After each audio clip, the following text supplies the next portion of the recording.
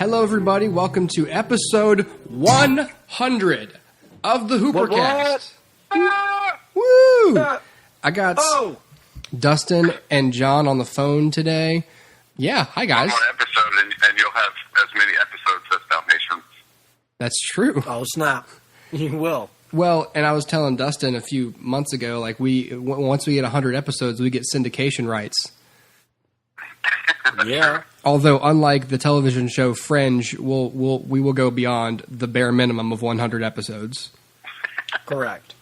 You know what I thought of recently too? If this podcast were an actual, like, it actually had call letters, you know, like W whatever.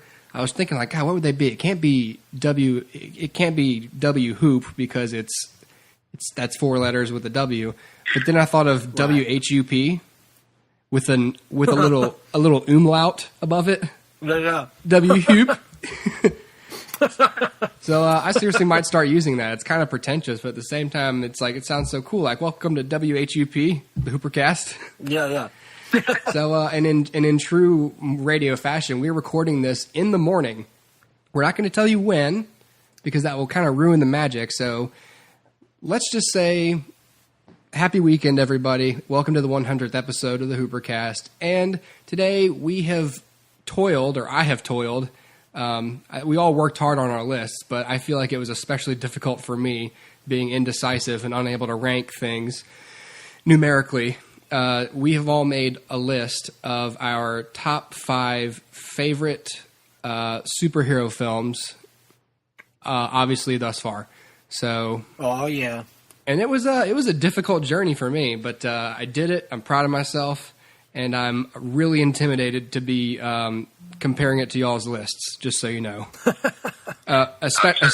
especially Dustin. Why me?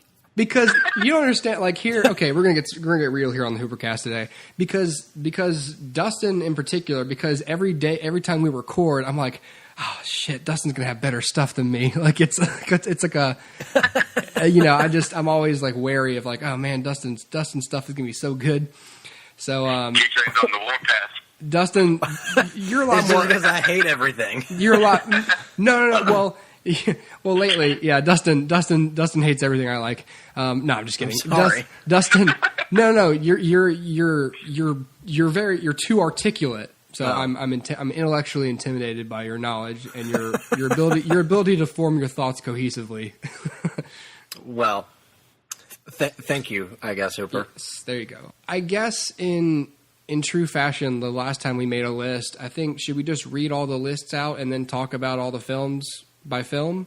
We could do that. Because, you know, we're probably going to end up with a couple that are not ranked quite the same. So, okay. Sure. Well, who wants to... Hooper, do you want to unveil yours first? Since I'll go and unveil mine first. The bronze podium will go first. What? Jesus. So, well, Good no, Lord. It's just... Welcome to the self-deprecation cast. Keep in mind, like, this is basically for me just a list of... For me, this was to be a list of the films that I enjoy the most of all the comic book movies I've seen. So for me, it's like there might be a couple listeners who might get angry about how I ranked them, but I'm purely going off of visceral enjoyment. And you know, I wrote a little blurb for each one of my films that we can, you know, I'll mention when we talk about them. But for me, it was all about the ones I purely enjoyed watching and had lots of rewatchability, you know. So, Sure. Okay. Well, my number 5 is the first Avengers movie, the 2012 Avengers. Okay. My number 4 is The Dark Knight. Mm-hmm. My number 3 is Spider-Man 2, the Sam Raimi Spider-Man, obviously. Mm-hmm. My number 2 is The Avengers: Age of Ultron. Mm-hmm. And my number 1 is Captain America: The Winter Soldier. Awesome. So that is my list. I literally took all the movies I'd seen, and every day I just knocked 5 of them off my list every single day, up until yesterday when I ranked. I had the 5, and then I had to rank them.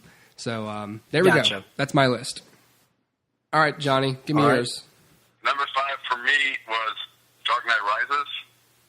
Mm-hmm. Number 4 was Sam Raimi's Spider-Man, the first one. Mm-hmm. Mm-hmm. Number 3 was the Avengers. Number 2 was Captain America: The Winter Soldier, and number 1 was The Dark Knight. Okay. Okay. All right, Dustin, let's Okay. have yours. Okay, so my number 5 is Captain America: The Winter Soldier. Number 4 is The Incredibles. Number 3 is Superman the Movie. Number 2 is Spider-Man 2. And number 1 is Batman Begins. Christopher Nolan had a little hat trick with our lists. He did. And so did the Russos. Yeah, so did the Russos. And Sam Raimi. Yes. Yeah. Well, which one do you guys want to talk about first? I mean, we had, do you want to talk about some of the outliers first, and then we can get into the ones we had in common later? Which ones, Yeah, that'd work.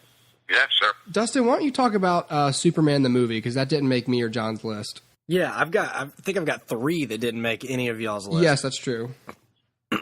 So, Superman the movie, for me, I think this is a fitting one to start breaking down on because it sort of invented the superhero movie. I mean, obviously there had been superhero films before that, like Adam West's Batman, and just obviously like the old serials, and there was even Superman versus the Mole Men in the 50s. So, I mean, this wasn't the first superhero movie, but it was sort of the first blockbuster superhero movie. And so it very much defined the formula and the way that the story will unfold for years to come. And even if you look at Sam Raimi's films, they follow a very similar path to Richard Donner's Superman franchise. So with the first film being, the origin story, the second film being him giving up or flirting with the idea of giving up his powers, giving up his role as a superhero, and the third film being, the evil version coming around. So they very much mimic each other in that way. So for me, Superman the movie laid the groundwork for everything that was to come. Christopher Reeve, to me, is still the pinnacle of Superman actors, not necessarily because he looks more like Superman than, say, Henry Cavill, who I feel like is kind of ripped right off the page, but because Christopher Reeve was able to breathe life into 2 characters, Clark Kent and Superman, and make them distinct and different from one another. And the film was able to take a grounded, in reality approach to the film. Its tagline was, "You'll believe a man can fly." It was supposed to remind you of what this character would be like in our current world. And so obviously, because it was so sort of entrenched in the 1970s, and that was built into that just the groundwork of the film, when you watch it now, there's a little bit of a distance. It feels farther away. It feels more dated. But really, to me, it holds up remarkably well, not just in terms of visual effects, but in terms of character development. So in this film, you've got a character, you get to know a character and why he is the way that he is. And so by the time the threat rises, you know how Superman's going to deal with what comes his way. And because you know him so intimately as a character. And there are a lot of superhero films that have come and gone through the years. I'm looking at the Joel Schumacher, Tim Burton era Batman films that are more focused on the villain than the hero. And this film was the polar opposite of that. The villain was the afterthought. The hero, it was about Superman. So for me, Superman the movie not only ignited my passion for Superman, but also my passion for superhero stories in general. And so for me, it's got to be on any list of the best superhero films of all time.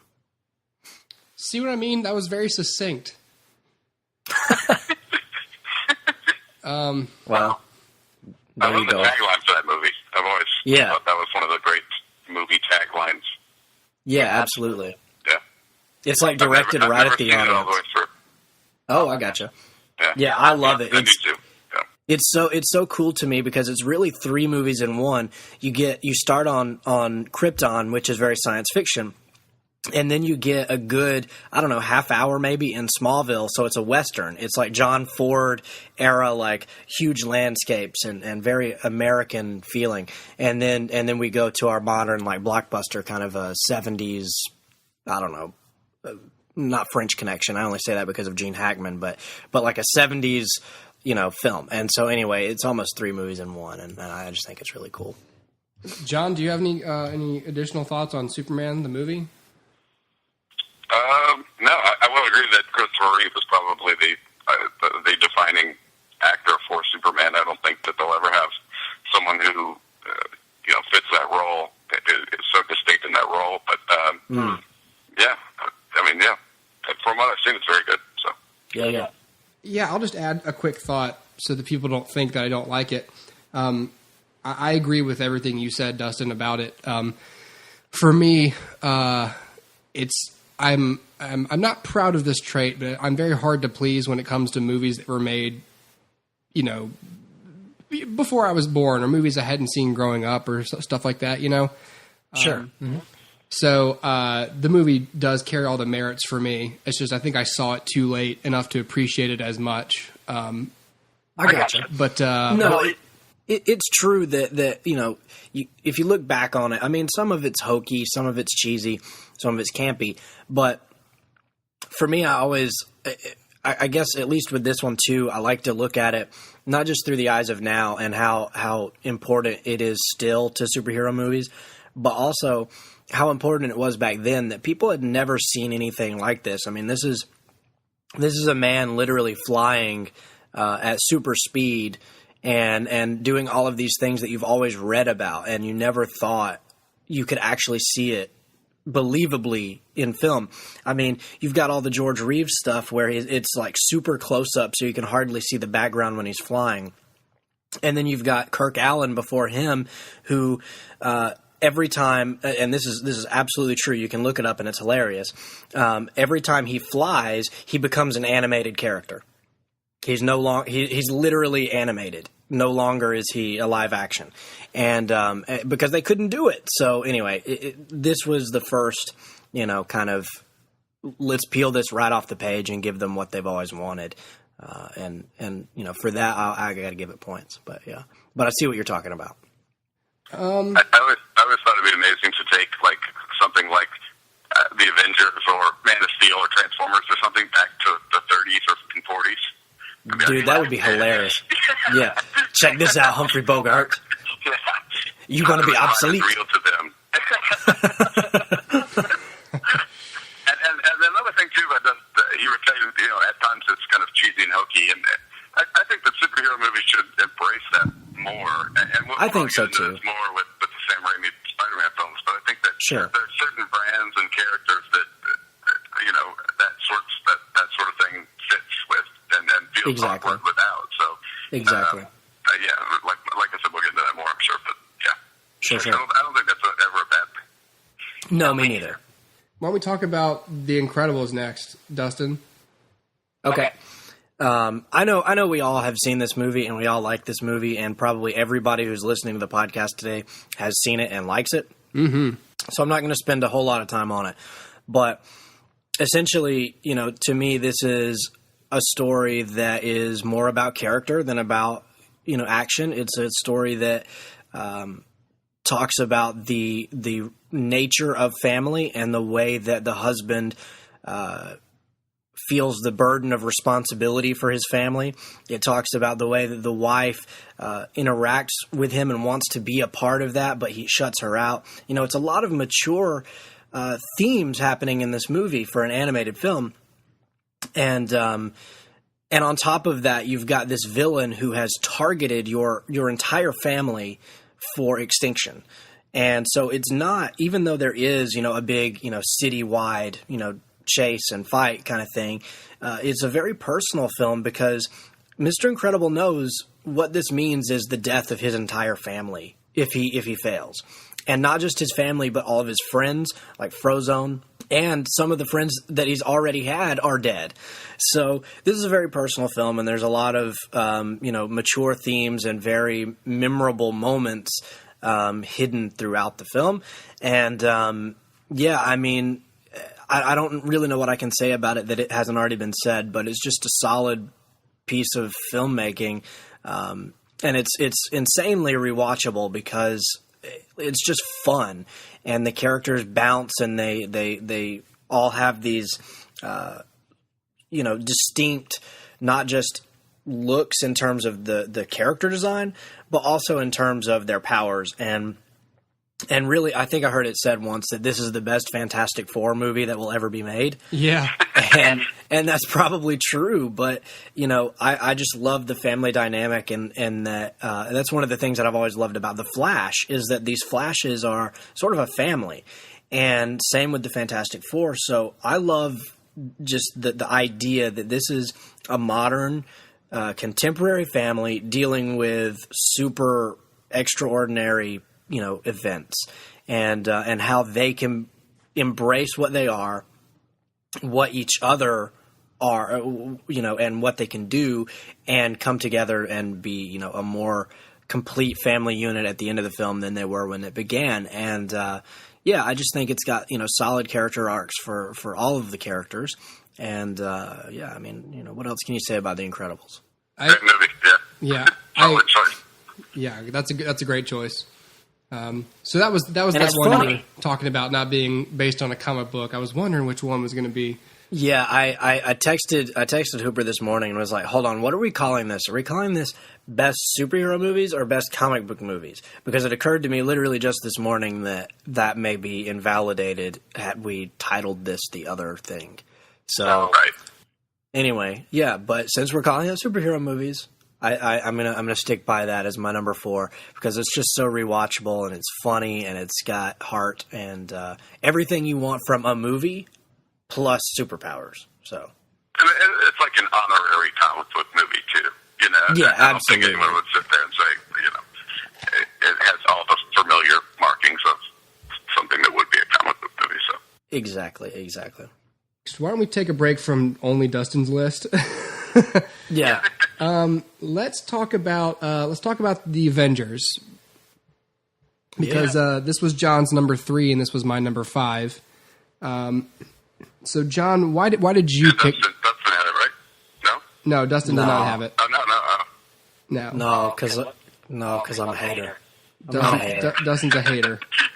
I said that and I was like, no.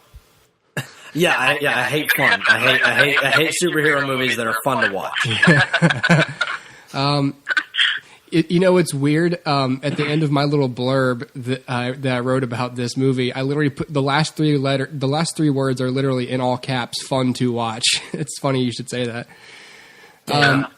John, why is this on your list?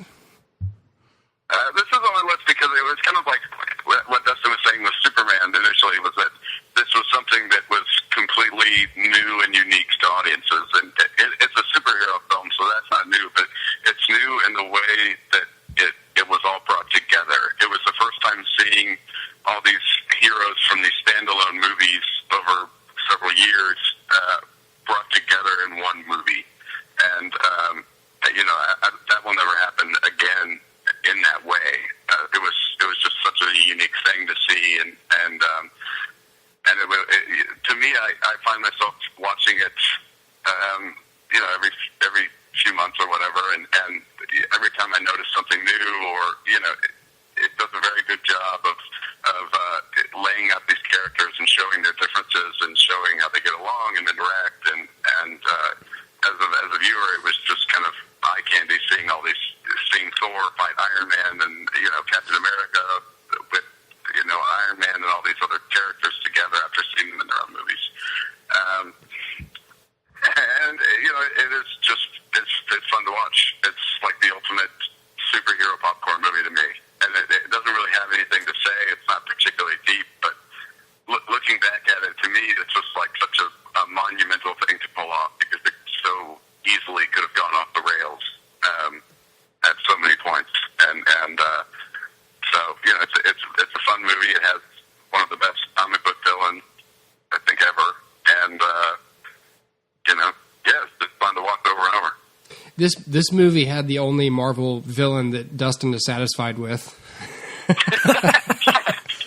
think he's one of the few that people are Well, right. I mean, Yeah. I was reading an article last night. I think it's an old one, but it was basically I think it was a real quick blurb about George R.R. Martin, the author of the Game of Thrones books, and what he says was Marvel's villain problem, and his complaint was that they're too much like the hero, you know, like the Yellow Jacket is just bad Ant-Man, you know, Ironmonger was just bad Iron Man, and what's his face?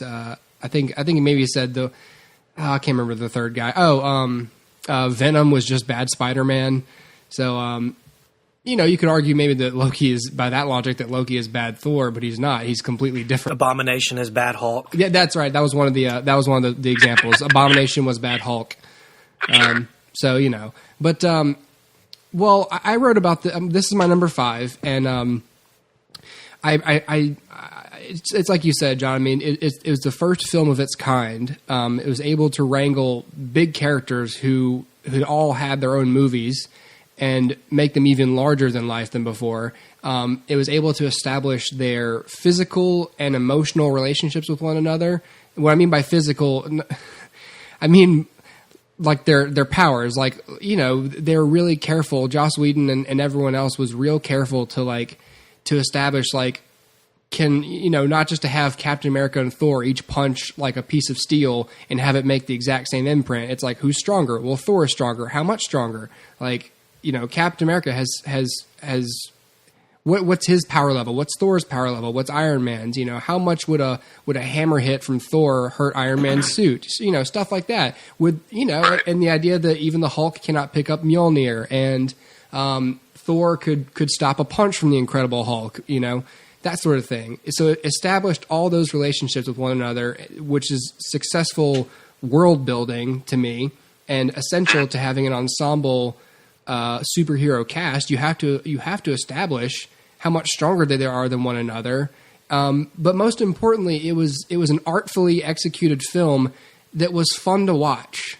And it's just like you said, John. I mean, I catch myself watching this movie and a lot of the Marvel movies like every few weeks or you know, months for sure, but even weeks at times, because they're just so entertaining. I mean, and this film makes my list because of all the 54 superhero movies I'd seen, this was one of the most likely. Well, you know, specifically the 5th most likely that I will sit down and watch if I just want to watch an entertaining movie. And really, of all the films on my list, this probably has the most. Oh, that's not true. The Dark Knight has a more consistent Rotten Tomatoes score. But I mean, this film's got a 92 on Rotten Tomatoes. It's got a 91 with the audience. I mean, not that. For the record, I looked up these scores after I made my list, so it wouldn't really influence it. But this is it's a great film. You know, it definitely has its problems. I mean, the first 30 or 40 minutes is kind of boring, but you know, that's character stuff, and that's necessary for context, obviously.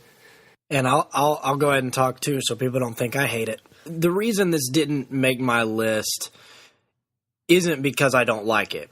It's just because there are movies that I would rather rewatch. Yes. And I own this movie, and I do rewatch this movie. There are just others that I would watch and rewatch more.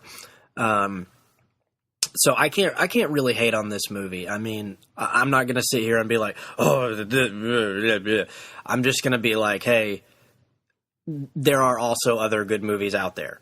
Mm-hmm. And that's all I can say to it. So, yeah. Sticking with this theme, I want to go ahead and I guess I'll talk about Avengers: Age of Ultron, because this was another one-off in terms of our lists. Sure. So this is my number 2. And my thoughts are basically, while it doesn't do much for the character's growth, it continues to balance even more characters. I think in a way that makes sense. It could be argued. It has been argued that they didn't do a good job with all the character balance, but they continued to develop a satisfying interaction between all of them, even more so than the first Avengers, where they had, you know, some interesting character appropriate relationships with one another, but this one builds upon that even more now that they're a cohesive team. I think it balanced all their screen time a lot better than the first Avengers, specifically with Hawkeye.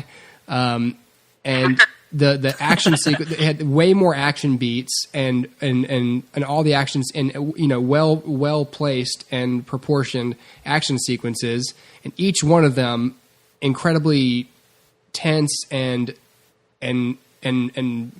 breathtaking to watch, and seeing them all work as a well-oiled unit. And I just thought this movie was endlessly fun to watch. And I mean, I really sat down and thought, well, is the fact that this is the most recent film on my list clouding my judgment? But I don't think it is, because I've watched it over and over and over, for the past however long it's been out on Blu-ray, and I've just been picking it apart. And I'm like, no, I mean, I really like this movie, and it has the lowest score on Rotten Tomatoes from the critics of all the movies on my list. It's got a 74, but this has an audience score of 86. I mean, very good.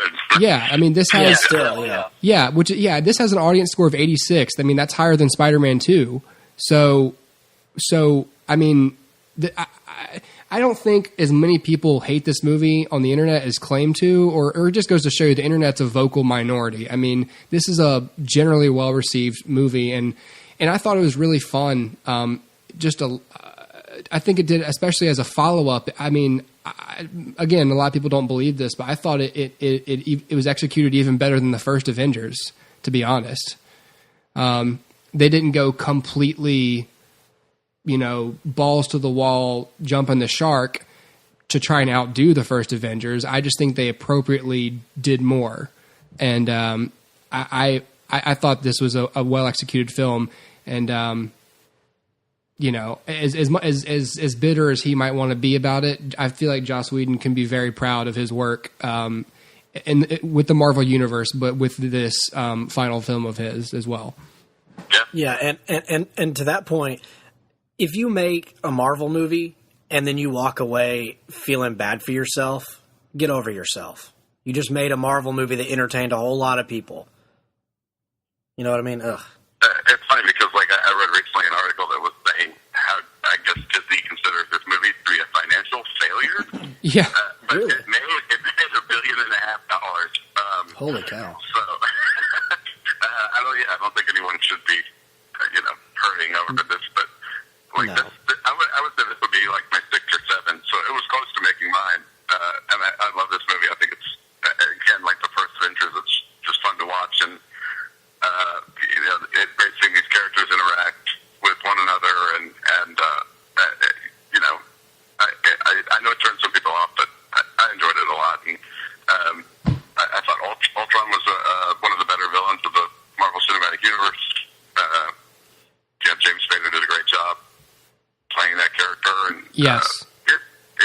I love it. I think there's so much going on in it visually that even like the character scenes, I think even those keep your attention. I mean, this I'd rather watch. I'd rather watch this in terms of like just plopping down to watch something more often, or even in pieces rather, like scene by scene, or even 20 minutes at a time, than I would rather my number one, The Winter Soldier.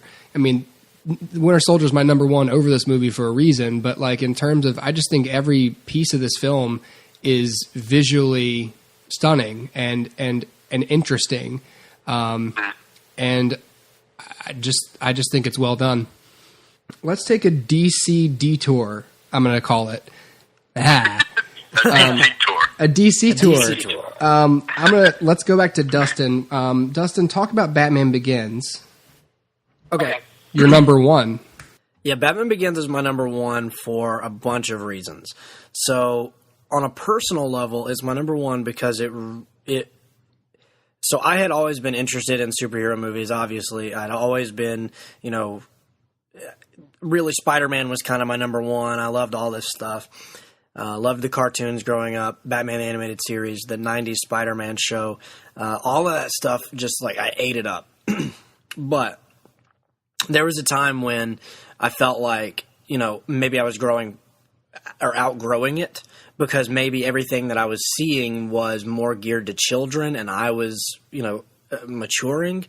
And so this to me was sort of like the first big thing that said, hey, these characters can be mature and you don't have to let them go, because here they are presented in in real world context, with all of the depth and layers that you would expect from a good movie or that you would expect from a good story, and it just so happens to be based on a comic book.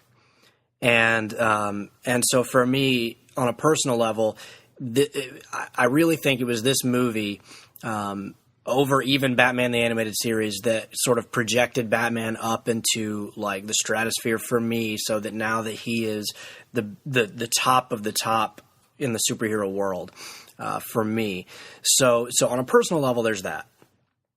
On a filmmaking level, here's what I'm going to say about this movie.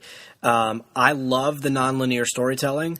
I love that they treat the audience like you're smart enough to follow the story without ever really explaining what they're doing. That's just Christopher Nolan at work, or early Christopher Nolan. I love the fact that, like I said, they treat these characters like they're real. And one of the big things after this film came out was everybody was just sort of floored by how realistic this Batman was. And maybe that's because we had become accustomed to Joel Schumacher's Batman, where the Batmobile's driving up the side of walls, and like Tommy Lee Jones is, hamming it up, and Jim Carrey's chewing on the scenery. But the truth is, this was like, realistic, grounded, modern, gritty Batman, as it should have been. And the reason that I put this over The Dark Knight or The Dark Knight Rises is because of this. To me, well, I always love the origin story of Batman. I think this is just the ultimate story of overcoming your problems, overcoming your weaknesses for something better. And so I love the origin story of Batman. But I think even more than that, what I love about this is it gets the character of Batman right in a way that the following two films do not. And that's not to say that I don't enjoy The Dark Knight or The Dark Knight Rises, because anybody who knows me knows that I, love those movies to death. But there's a very distinct difference between this Batman and those two Batman. And I don't know if it was a decision made by Christian Bale and Christopher Nolan in tandem, or if it was the screenwriters just gradually, veering off track, or what it was. But this particular version of Batman displays all of the determination, all of the perseverance, and all of the fortitude that Batman should have, whereas the next two films don't show that as much. This Batman is a Batman who says, I can't be with you, Rachel, because Gotham needs me more. The next two Batman movies are, well, I kind of don't feel like being Batman anymore. This Batman is the Batman that literally gives until, like, you just can't give anymore. The other two Batmen take it easy. And I know I say that, breaking the back and all that stuff, but it just, to me, this feels more like the comics Batman. This feels more like the animated series Batman. This feels more like my Batman than the other two movies, which to me feel more like a James Bond movie with Batman gadgets, which is cool, and I love it. But this is Batman to me. Everything from, like just the way the city looks. There's a very distinct difference in the way that Gotham looks here than it does in The Dark Knight. The Dark Knight's like way more like clean and modern. This is just gritty and brown and gross and disgusting the whole way through. And that's the way that Gotham ought to be. So there's a lot that changed in between the two films, and I don't know who really was behind that, but Batman Begins perfectly captures Batman, even down to the last line where Gordon says, I never said thank you, and Batman says, and you'll never have to, and jumps. Like, that is Batman. That's Batman through and through, and the other two films don't have a Batman moment like that to me. So for me, this is Batman, and another great thing is that you can come off of this Batman, and if you so choose, this Batman can lead into any interpretation of Batman. If you want to believe that this Batman could be the super detective, guess what? He can be. Like, I don't know if this makes sense or if it just makes sense in my head, but this Batman was so perfect a Batman origin film that if you wanted to, you could make the next film it didn't have to be The Dark Knight. It could be anything. Like, it could have been, Batman having to solve, the Riddler. It could have been, Detective Batman. Or it could have been any number of interpretations of Batman, because this was so purely Batman that it could have gone anywhere. Does that make sense, or am I just kind of crazy? So, yeah. So, like, for me, there are a lot of movies out there like let's look at, Iron Man. I love that first Iron Man movie, but it's its own thing, right? It's never going to be any other interpretation of Iron Man. It is what it is.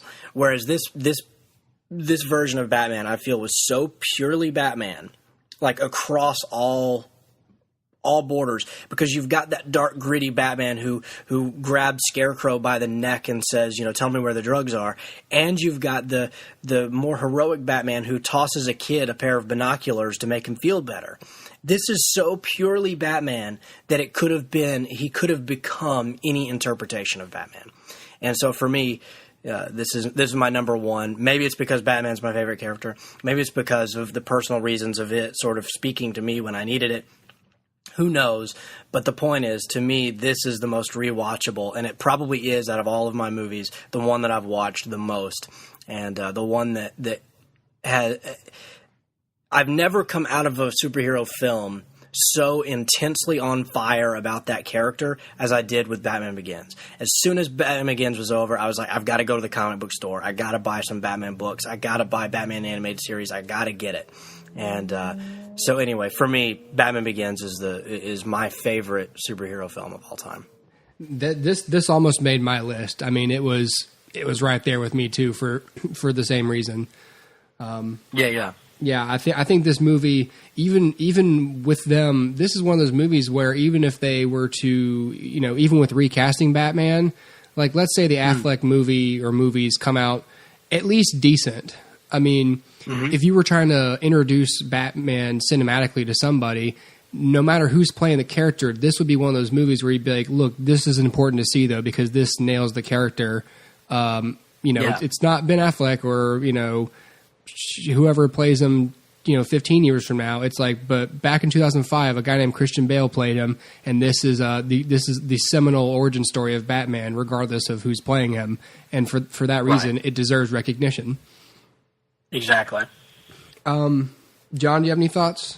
No, not really. I've only seen this film maybe once or twice, and I don't remember it connecting with me the way that the other two did.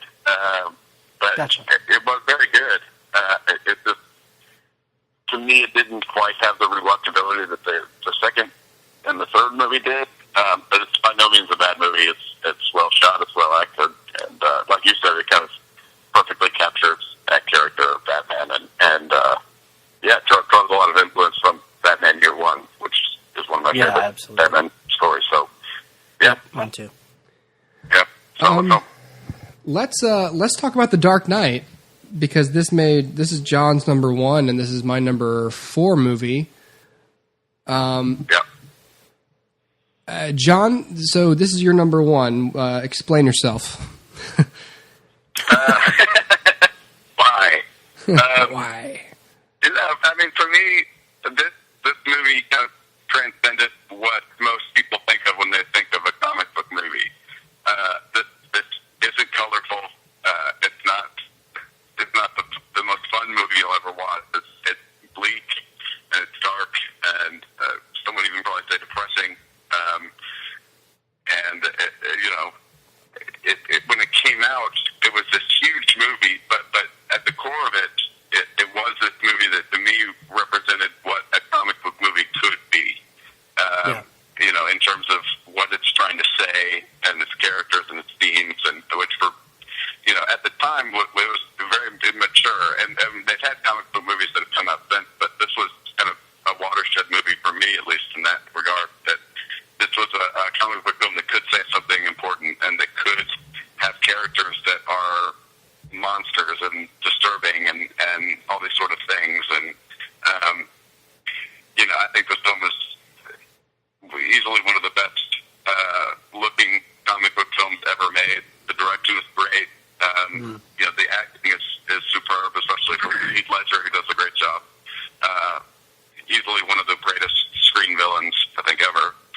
And to me, this was a film that really explored, in terms of, usually you see a comic book villain.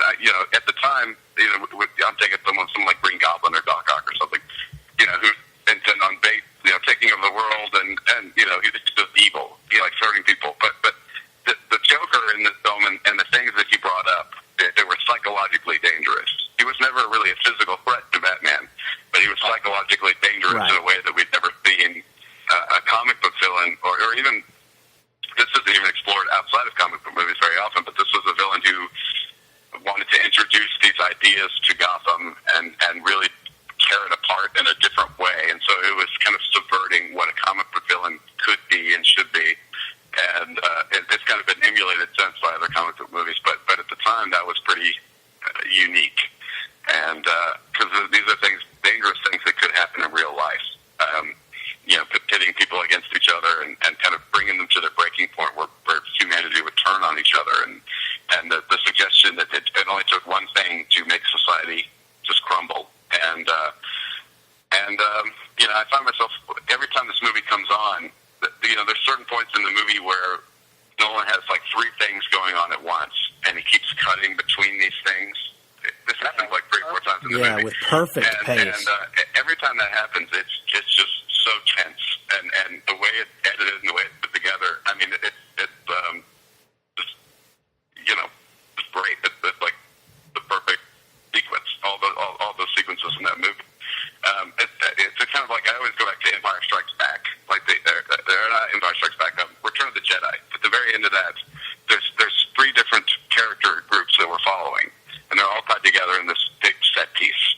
And I figured like the Nolan movies kind of took that and made it better.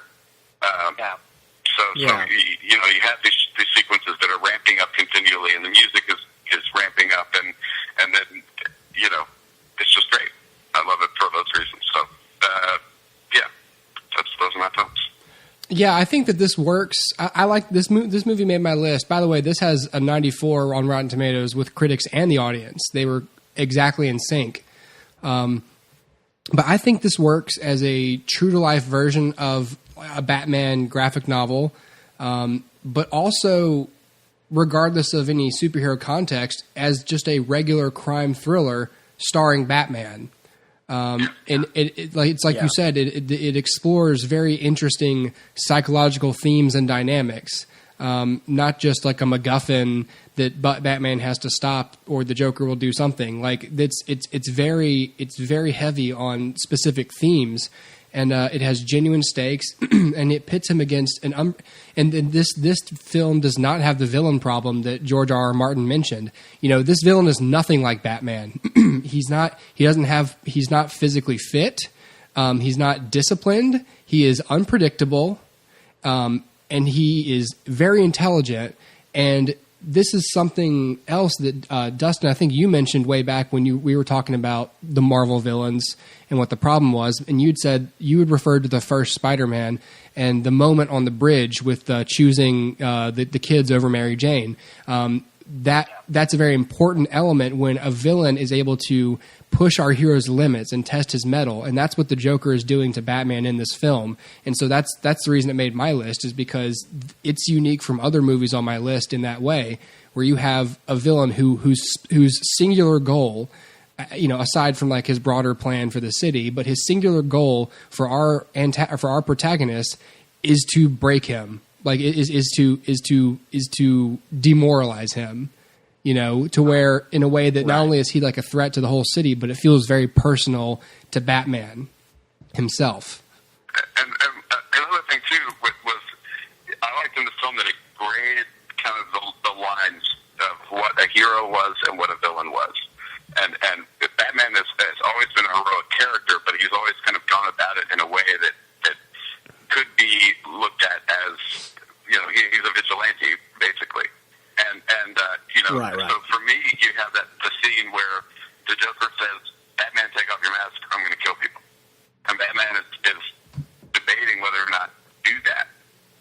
Should I reveal myself or should I let these people die? And I feel like the film kind of explores that aspect too of what it means to be a hero and what's the line there when a hero morally ambiguous, and I felt like it explored that in a way that comic book movies never have explored before. Because a lot of these, if you're looking at something like Sam Raimi's Spider-Man films, it's always Spider-Man's the hero because he saves people. He never has these kind of moral dilemmas of people are going to die no matter what I do. What's the best, course of action here? So it explored those type of themes in a way that was unique and interesting to me as well. Yeah, no, I agree. I'm not going to add much to this other than just to say that this is a solid movie, and it was between this and Winter Soldier for me, and I eventually went with Winter Soldier because I didn't want to have a character represented more than once on here. That was simply the reason. So yeah, this definitely could have been a top 5 movie for me, but yeah. Well, speaking of representing them twice, John, let's talk about The Dark Knight Rises, your number 5. Yeah. I know that this is a controversial entry, I guess. A lot of people have kind of come out against this movie, but like you said, I looked up the Rotten Tomatoes scores, and this has like an 87 on Rotten Tomatoes, so people didn't hate it by any means. But, right. But, I think once again, Rotten Tomato is higher than Batman Begins, to be honest. Oh, is it really? Yeah. Yeah, I mean, this is once again the case of of the internet and critics completely misrepresenting how people. It's just like politics. Like it's completely out of touch with how people, the general public, feels about this film. Right. Sure. Well, and this is just an aside, but this came out the same summer as the Avengers, and to me, you couldn't have like 2 different films, and they both made boatloads of money. So but I chose this film because this to me was the continuation of that story in The Dark Knight, and Batman Begins, obviously, but to me, this brought about a film where again you're kind of blurring the lines of what it means to be a hero, and throughout the film, Batman's contemplating. At the beginning of the film, he is no longer Batman. He hasn't been Batman for years, and suddenly again we have this villain that really has some dangerous things to say, and certainly a very subversive villain and group of people that have come to Gotham, and Batman has to step back into the costume and put himself back out there. But I feel like this was a film that kind of took the things that made The Dark Knight special and flipped it on its head, but in a good way. So you have Bane, who again is probably one of my favorite comic book villains, but this is a guy who not only is a physical match to Batman, he's stronger than Batman, but he is also smart. He's dangerous. He knows he has the gift of speech. He can inspire people, and he has these dangerous ideas.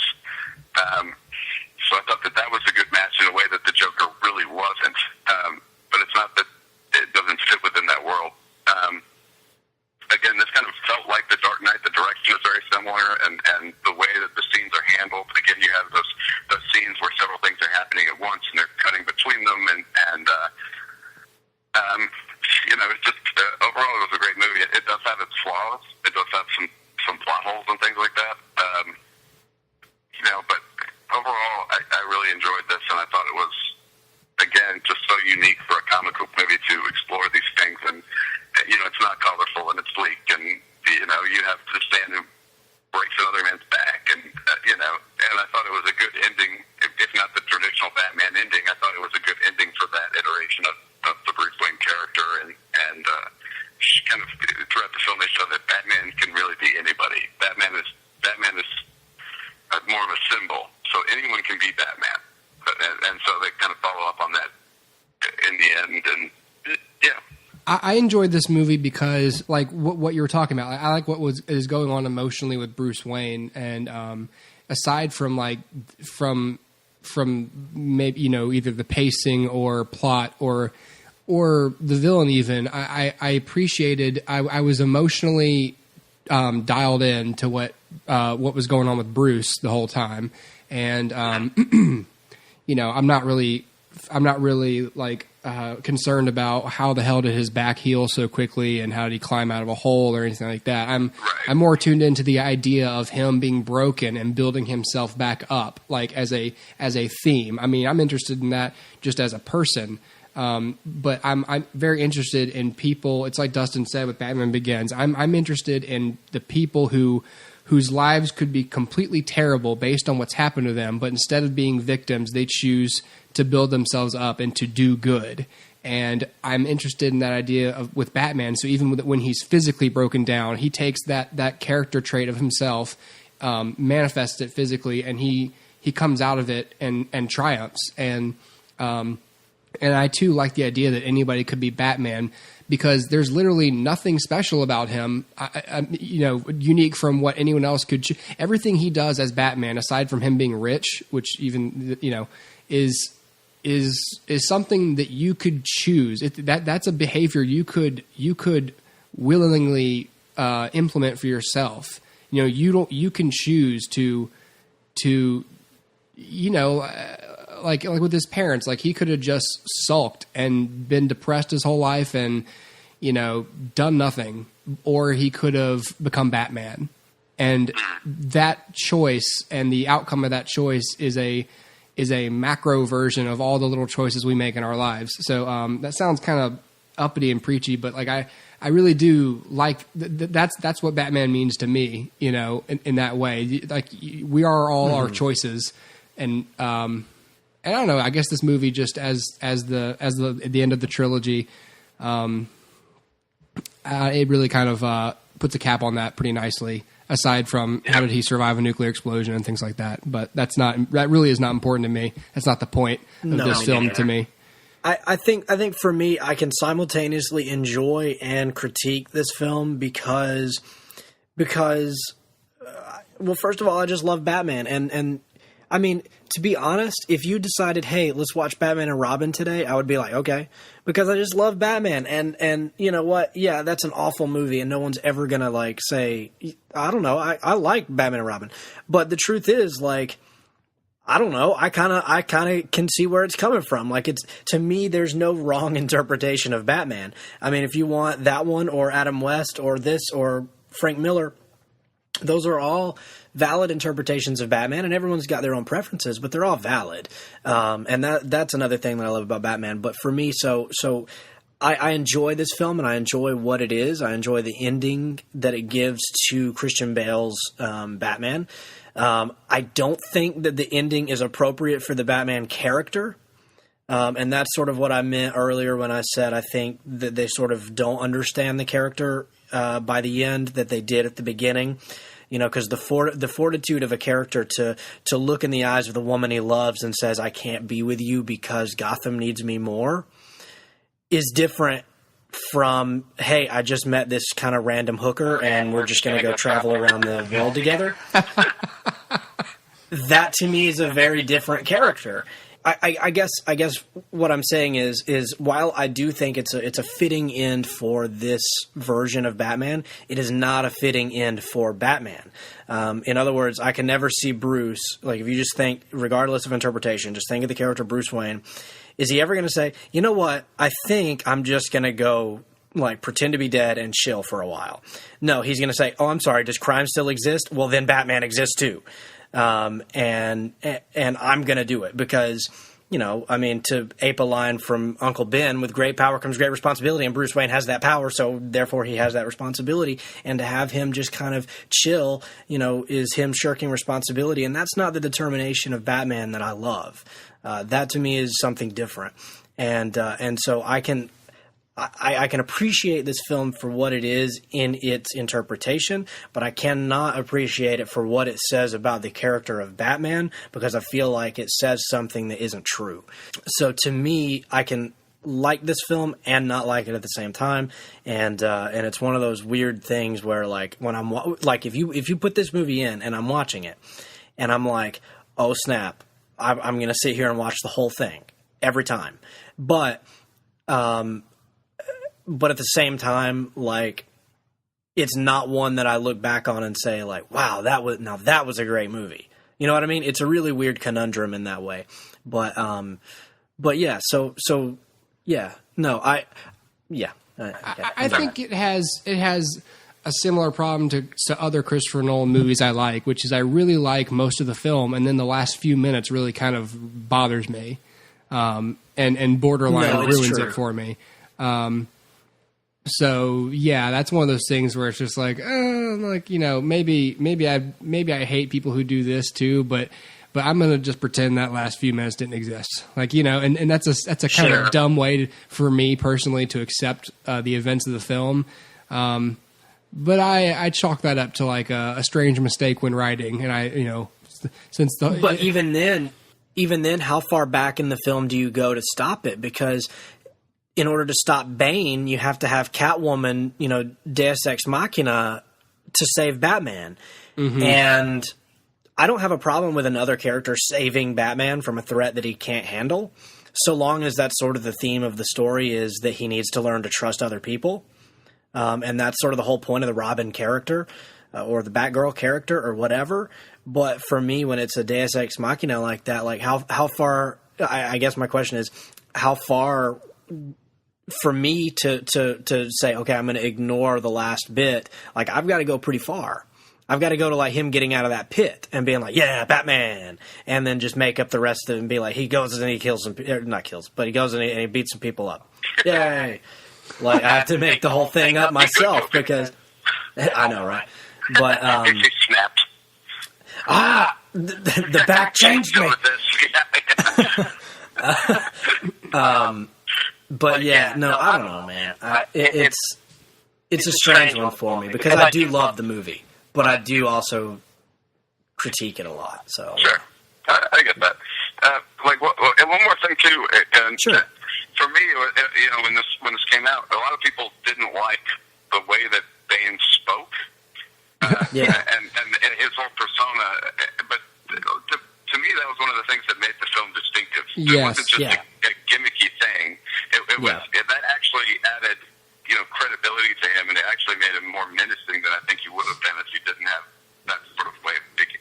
Absolutely. And this was released right at the height of that Occupy Wall Street movement, and that was very Bane. So to me, it was kind of like the film was so entrenched in what was going on when that came out, and it felt very, very related timely to that. Yeah. And so to me, it was kind of like you were hitting the current issues that people are talking about, and here's this figure who's the villain in the film talking about things that are really going on and that people really, totally believe. And so it was these dangerous ideals that we were seeing in the news, and then you go see the movie, and it was just like the same thing, So it was very interesting in that way that they were hitting these topics and things like that were actually happening. And so to me, that was another reason that I liked the movie. It was kind of like the Mandarin. If you go back and watch Iron Man 3 now, I say the Mandarin. I mean, you know what I'm saying. The sequences with the Mandarin, but I mean, it's kind of topical now with what's going on, in the world. If you go back and watch that film, it's very. It takes on a different vibe now because that was released, years ago. But it's kind of. You go back and watch that the sequences, and it's chilling, Well, that was only a year before. I mean, this is a terrorist who's essentially making videos of where he's executing people, and and 1 year later you have ISIS show up, and that's what they're doing. Right. Yeah. Any movie that can I'll give any movie extra points for having for being good on its own, but being enriched by a social context. Sure. Right. And the thing with Bane is that philosophy isn't like it's not a topical thing necessarily. Like I feel like people have felt that way for a long time and will continue to feel that way, but it was so embodied in that moment when this movie came out, I feel like. And so it enhanced the movie because it spoke to the people at that time, Yeah, so. yeah. Absolutely. I agree. Let's move on. Let's switch back over to Marvel now. Marvelous. Let's talk about the first Spider-Man movie. Okay. Because John, this is your number 4. This was, yeah. And I think probably the question is why I didn't pick Spider-Man 2 instead of this. I'm curious. Yes. Yeah, and for me,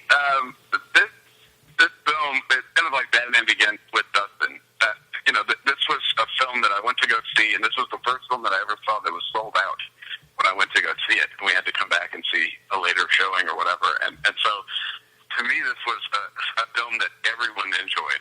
Like, people were talking about it left and right, and this blew up. And not that Spider-Man wasn't popular before this film, like Dustin said, he had the animated series and obviously the comics, but this kind of really brought him into a different level in terms of his pop culture status.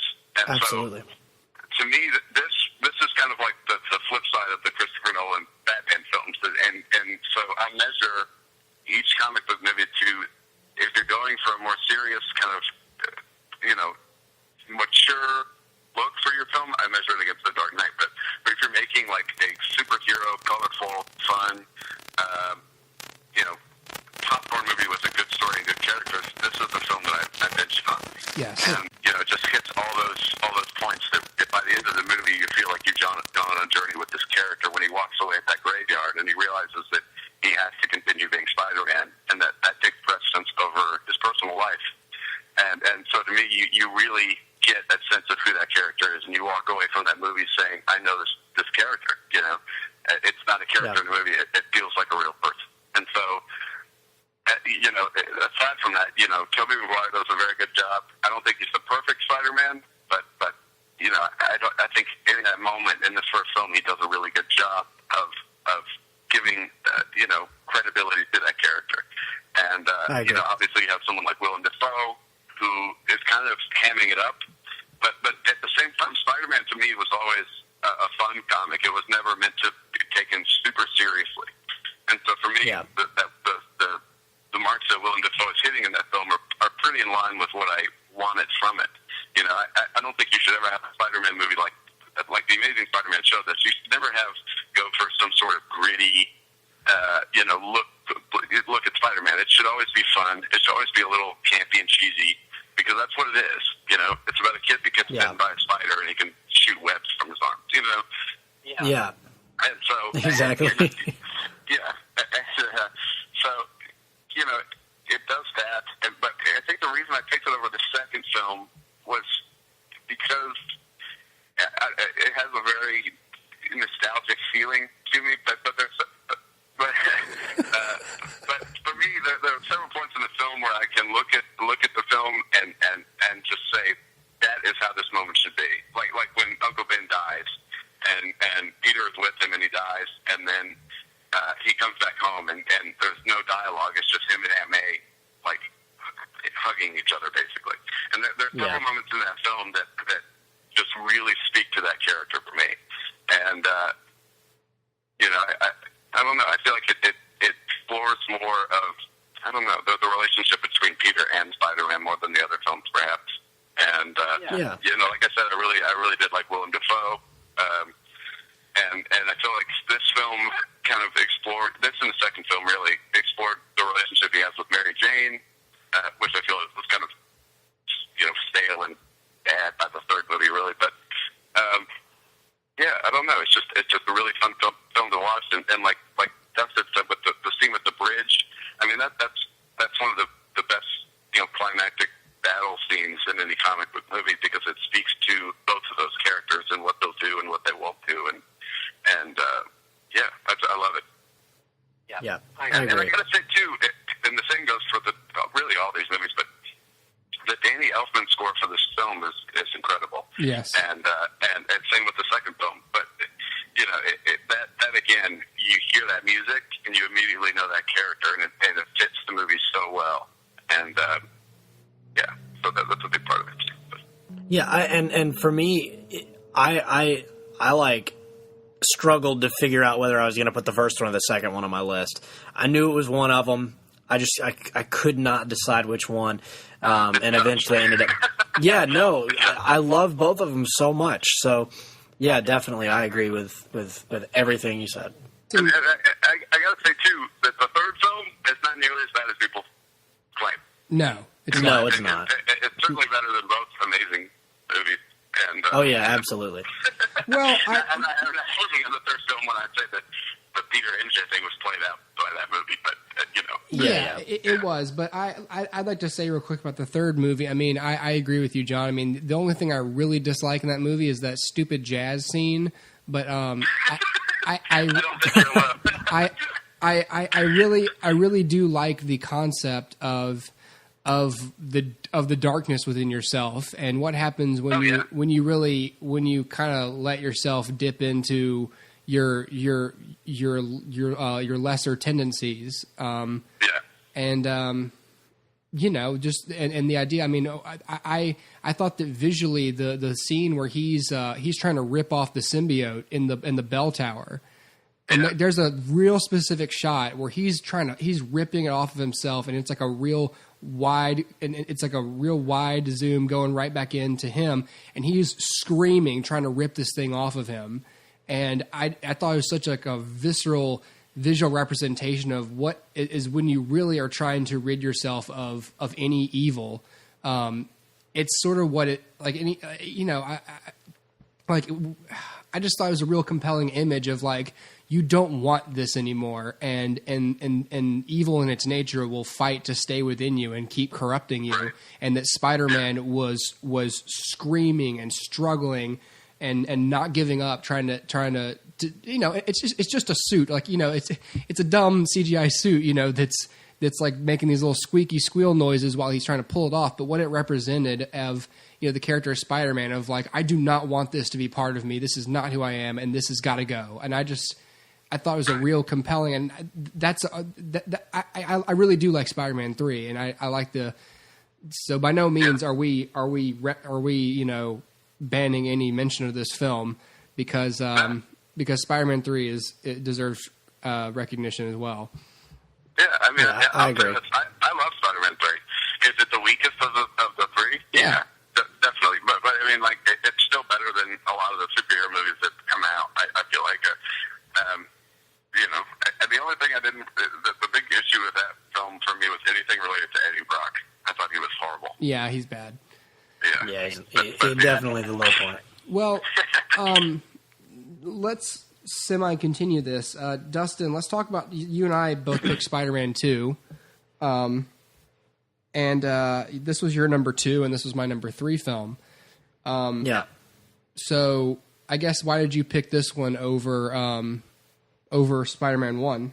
I eventually picked this one over Spider-Man 1 for a couple of reasons. While I think I do prefer Willem Dafoe's Goblin to Alfred Molina's Doc Ock as just sort of a primary antagonist. Rosie! I do too. That's not the popular the votes. I'm surprised. No.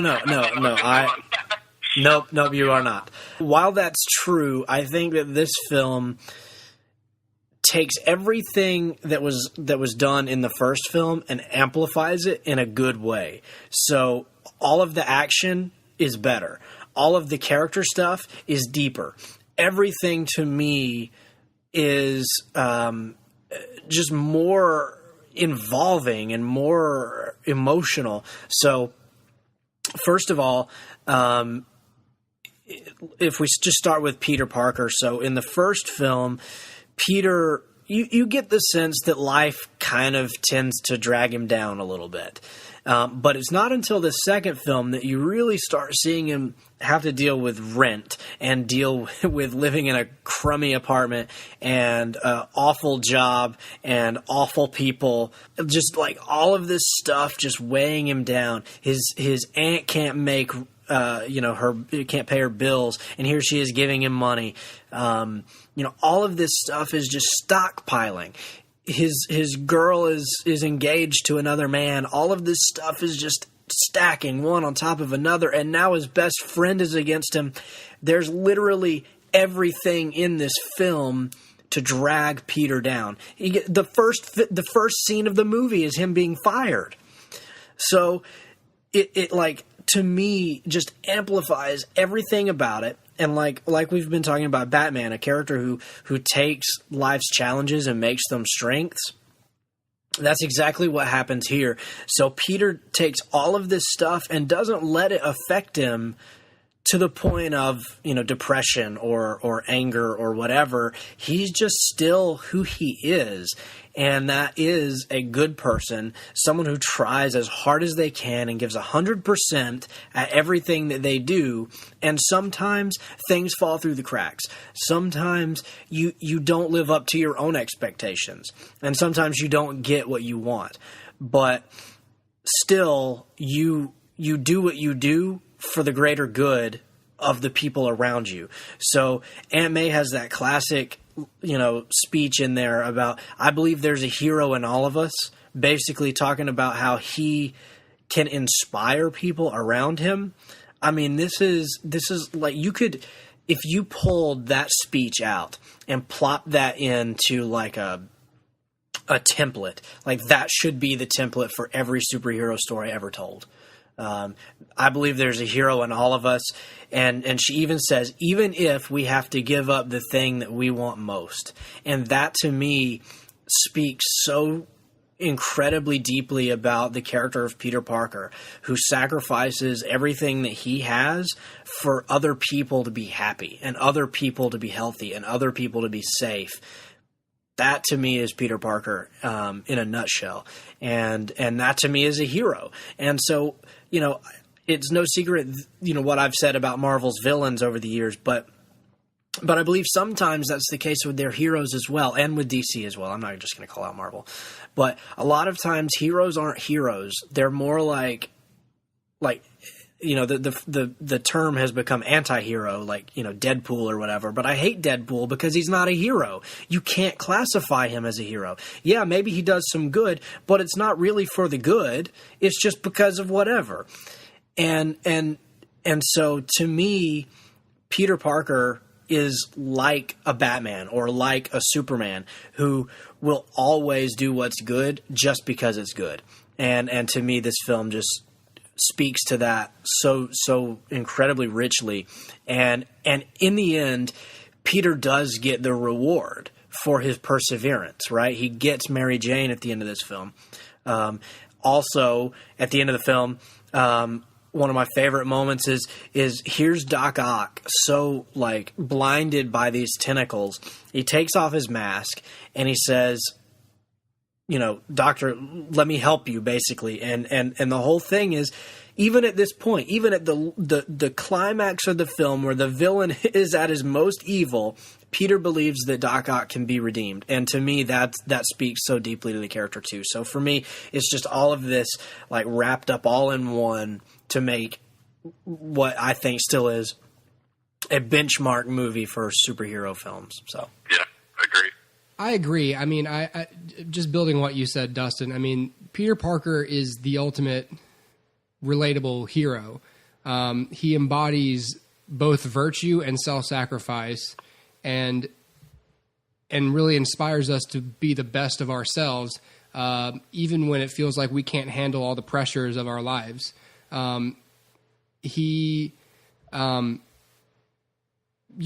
all at times, I picked this over the first one. I mean, all these virtues of his are all present in the first movie, but for the same reason, everything in this movie is amplified and is built upon. The action sequences are taken up way more. Because just on a technical level, the first one used a lot more wires and stuntmen and stuff, and I was kind of glad when this movie had a lot more just computer generated action, because I expected some pretty spectacular stuff for a Spider-Man movie, and I was there's some stuff that they just would not be able to pull off practically, and I'm glad that they made some pretty grounded but exciting action sequences. I mean, this is a wall crawler who shoots webs and has lightning fast reflexes, and he's very acrobatic, and he's fighting a guy with 8 limbs. And I just thought that, all right, well, and this is what I expected, and they delivered on it. But more importantly, with the character of Peter Parker, I mean, he represents, he's very relatable, because we can all, this film more than the other, you can really relate to the pressures he faces as a regular guy who also has responsibilities as Spider-Man. I mean, I wonder how many hours Peter Parker is able to sleep, and I wonder, just I mean, there's a great little visual device they use throughout the film, which is Peter's always somewhere and he's trying to go for the last glass of champagne, and someone always grabs it first. And even when he finally grabs it, he takes a swig and it's already empty. It's a dirty one. There's nothing in it. So this is a guy who always is just too late to get the thing that he wants, even one little thing he wants, and just that constant feeling, to remind you of what it feels like to be this guy. He's never on time for events, not able to be there for his friends. We're all very busy in our lives, but just me personally, I mean, I work 2 jobs. I have a family. And there are times where I feel like I can't balance everything in my life. I'm not Spider-Man. If I were, I would feel these same pressures as Peter Parker. But like I can relate very much to the idea of I can't do all this. Like and what about what I want? And it's really inspiring to see a character who reminds you, like, no matter what, be good. Be good and do good. Even when it's difficult. It really is the with great power comes great responsibility. When you are good and you are given many gifts, you have a responsibility to use those gifts for other people. And just the heart and the character of Peter Parker is endlessly appealing.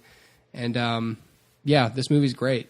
Yeah, intelligence is not a privilege; it's a gift. Yes, you use it for the betterment of mankind. Brilliant, but Did lazy. Bernoulli sleep before he wrote The Curves of Quickest Descent? Rosie, I love this boy.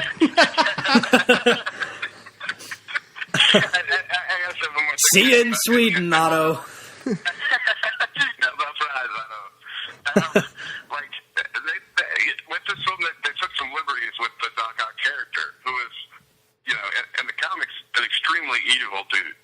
And, the only villain to ever kill Spider-Man up to this point, actually. Yeah. So, and I consider Doc Ock to be Spider-Man's greatest villain. And so in this film, they were able to make him sympathetic and make him out to be a good person who has all these bad things happen to him.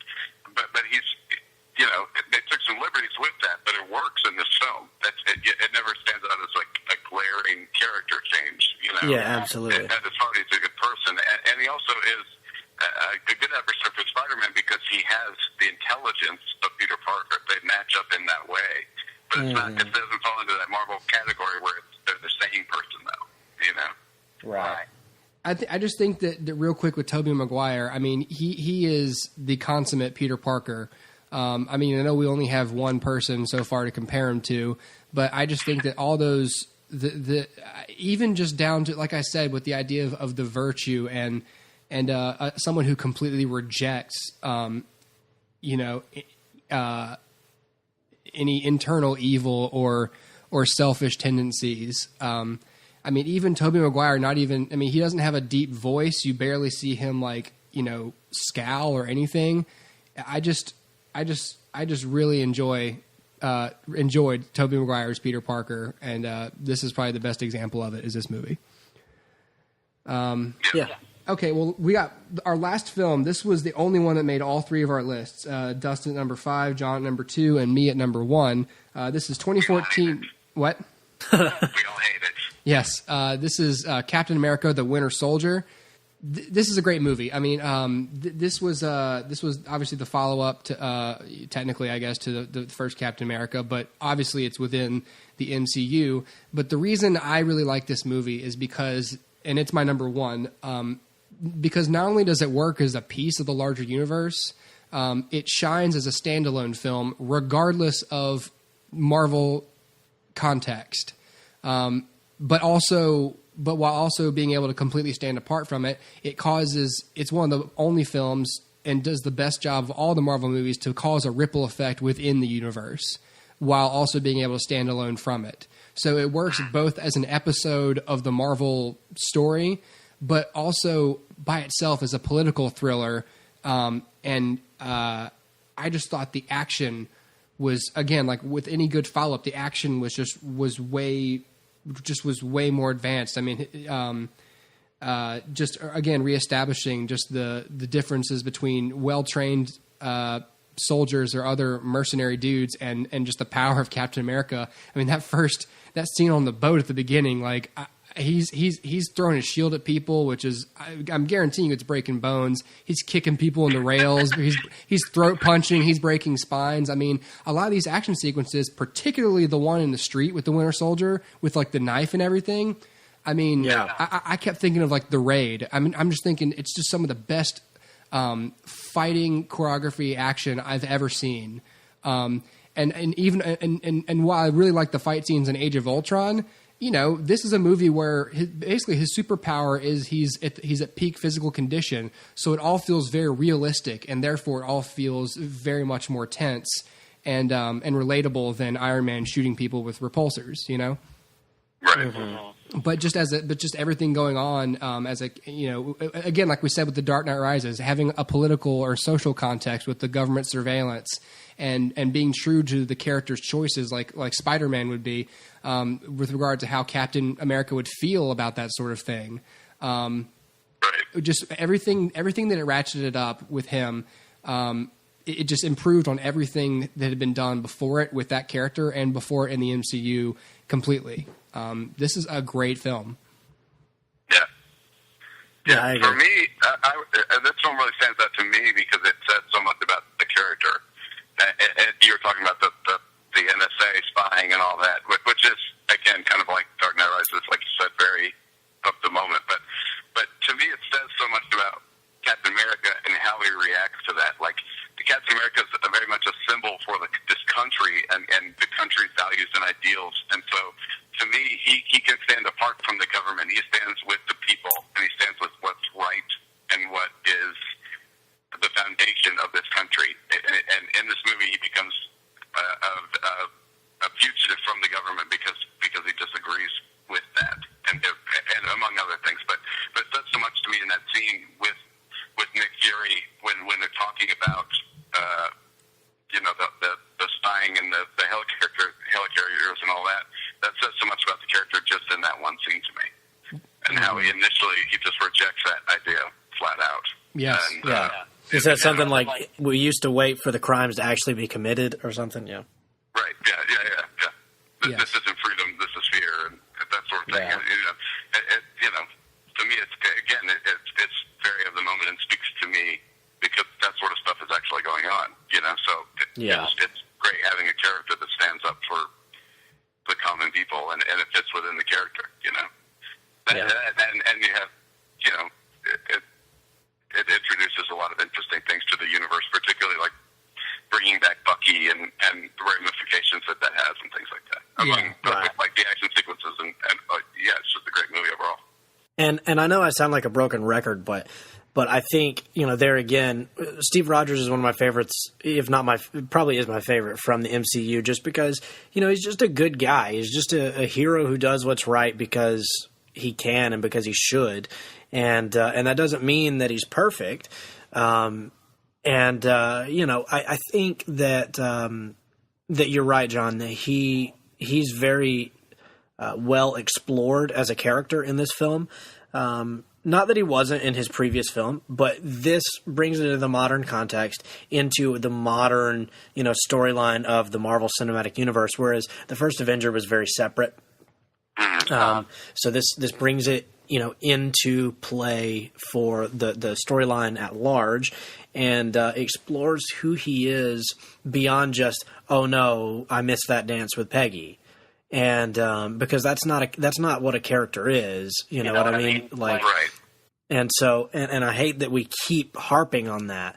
And Peggy. Well, you know what? What I loved about Winter Soldier is he kind of goes there to get some closure with her. And so you get a cool moment with her. You get cool stuff, you know, throughout the film that just show you who Steve is as a person and where his head is at.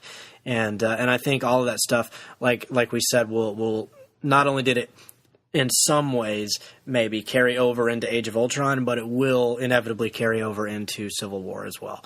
So yeah, for its place in the Marvel Universe as well as its role as a standalone film, I think it's, you know, just like heads above everything else Marvel's made. For me, Yeah. And real quick, I gotta say one thing too. This is a small thing in the overall scheme of things, but the character of Sam Wilson is introduced in this movie, and the way his character is handled is so seamless. You get why him and Cap get along, and you get why they're friends. And introducing a sidekick character like that, especially one that's going to have a big impact on the universe, like Falcon will eventually. But it just felt natural. It didn't feel forced at all, and that was a small thing, but it's that sort of things that the movie gets right, you know. Yeah, absolutely.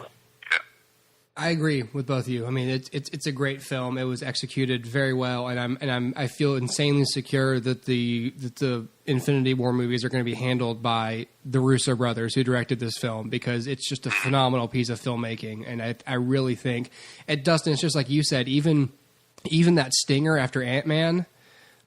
You'd said that stinger after Ant-Man, which was essentially a little piece from Civil War, which is also directed by these directors, the Russos. That stinger, which was directed by them, was better directed than the entire film of Ant-Man, and it's just to be able to pick out their distinct style from just one small little piece of a scene. Imagine and this movie being a testament to their talent. I'm just really excited to see what they do with the movies going forward. Me too. Yeah. Well, guys, that's going to do it for this episode. We've all got places to go and people to see. So, everyone, thank you for listening. Thank you for motivating us to do 100 of these episodes. This is cool, and I'm Dustin, John. I'm glad you both were able to find time to do this thing with me today. Yeah, this is a great Thank list. you guys for working with my crazy schedule too. I appreciate it. No, it's cool. It's cool. Okay, well, yeah. I secretly resent you. What? But that's okay. Well, it's not so secret anymore, is it, John? But that's okay. Now. All right, well, I hate you. That's going to do it for this episode. Find us on iTunes, HooperCast, all that stuff, Google HooperCast, and all those other things. Donate and share with your friends. On the next episode, I will probably be done with the entire Justified series, so I'll probably have thoughts on that. Until then, everyone, have a good weekend. Enjoy the movies. Enjoy some of these movies, perhaps. And see you later. Bye, guys. Stay hooping.